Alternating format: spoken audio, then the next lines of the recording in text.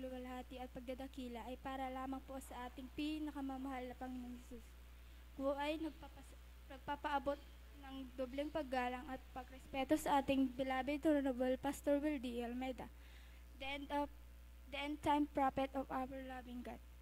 At patuloy nating inaalala at sinasariwa ang mga ginantuong turo at aral ng ating beloved Assistant Pastor Lina C. Almeida sa kanilang beloved children.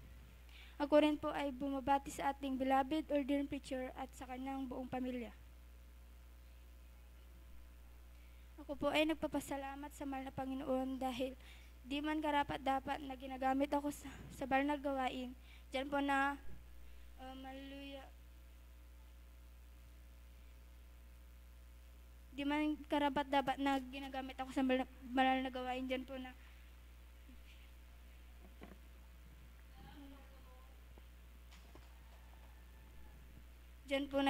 ginagamit akong mga awit sa kanyang banal na gawain.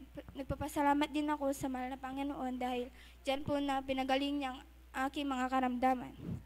Nagpapasalamat din ako sa mahal na Panginoon dahil diyan po na ang aking ama, diyan po na marami pong siyang bisyo, diyan po na di niya po na aalis, diyan po na ayaw niyo pa maglingkod sa mahal Panginoon.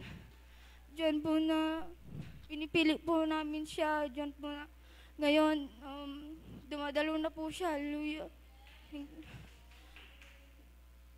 Papasalamat din ako sa mahal Panginoon dahil sa pagpapala niya araw-araw. Hallelujah. Nagpapasalamat din ako sa mahal Panginoon sa